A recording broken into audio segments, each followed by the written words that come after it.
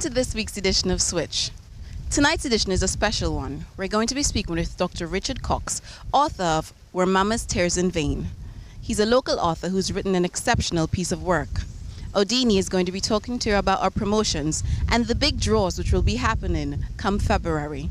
Hanif is going to be giving you a tech tip, so please stay tuned for this edition of Switch.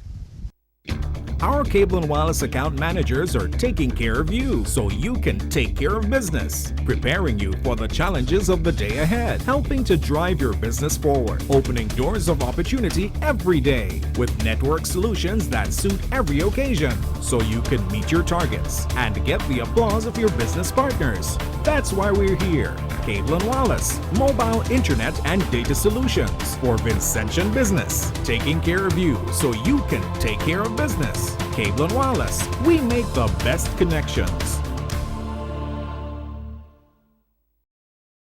Hello everyone. Tonight I'm here with Dr. Richard Byron Cox. Dr. Cox is an author. He has been writing creatively since he's been 11, and in my hand I have his first published book.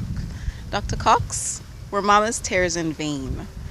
This book has been given some rave reviews from all over the world. Could you tell us a little bit about your book? Yes, well, firstly, thank you for having me, and it's nice being here.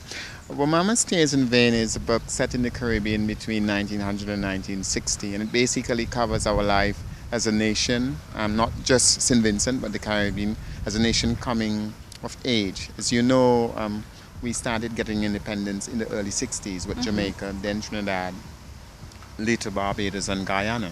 So it tells the story of our people and the coming of age before independence. It's a book that was written before I was born. So yes. The question is how I know all of that.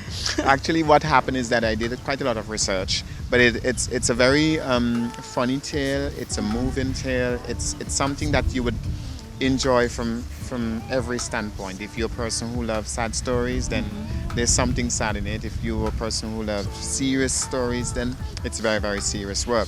But what it does is that it shows our culture, it shows the socio-economic political structure from which we have emerged. You know, it shows how we move from a colonial mind to sort of setting up an independent mind, which then form the Caribbean people of today. So this is basically what it's all about. Okay, and from what I've been reading, I mean, any Caribbean person can basically identify with this book. Yes, actually, I've had people who've read it and claim, oh, this is in Jamaica. And other people say, oh, and this is in Trinidad, you know. So because the fact of the matter is that it can be set in almost any Caribbean country. A matter of fact, one of the major reviews was done by a Barbadian lawyer who I happen not to know. Her name is Claudia Odison Clark, or Claudia Clark Odison. And she said in her review that this is a book that could be set in any part of the world that you had a plantation culture. Okay. Because as you know, most of what St. Vincent was plantation. And because we came out of an experience of slavery, and slaves worked on plantation. So she says that anybody who has a history rooted in rural culture and in plantation culture, it doesn't matter whether it's the Caribbean or somewhere in England, could relate to the book. So yes, it is not a book that you would find it difficult to relate to. Now tell me, your book has been described as a classic. Yes. Your book, in 30 minutes, you sold 100 copies when it was first launched on December 18th. Yes. Could you tell me I know you've been writing for a long time. What made you write Where Mama's Tears in Vain? I know there are 5 stories. Yes. What made you decide to write it? Well, I think many things. I think I was always a person who had an interest in writing things. I usually write for the papers. I have written for journals. I've written for regional papers as well. And I've written poems and short stories. And what really made me decide to publish this book, because this is not my first written book, but my first published book. I had written something for a magazine, and one of the opening universities had recommended it to students, you know, and one of my colleagues, I work for the United Nations, at the United Nations, found this out and found the material I had done and said, but oh, you write quite well. What else do you do? And I said, oh, I do poetry and stuff. And it was Christmas time, and she said to me, well, send me one of what you do. And I sent her a poem called The Gift. And she came back to me and said, you know what, if you allow me, I'd just like to send this to all my friends in the world. And I said, with one condition, that you make sure you tell them it is my work. Absolutely. And I have the copyright. And then she said, send me something else. And I sent her, there's a story here called The Calypso Tent. Right. And she laughed until she cried. And she said, my God, you should publish this other stuff. I never intended to publish this book first. So what I'm saying is that this book reflects all of that culture, all of that history, and it puts it in a form that you can enjoy, really enjoy. Well, Dr. Cox, I really don't think I need to say anything else. You did say you wrote this book in a service to the Caribbean. Yes. And Cable and Wireless does recognize that, which is why we're so happy to be supporting you.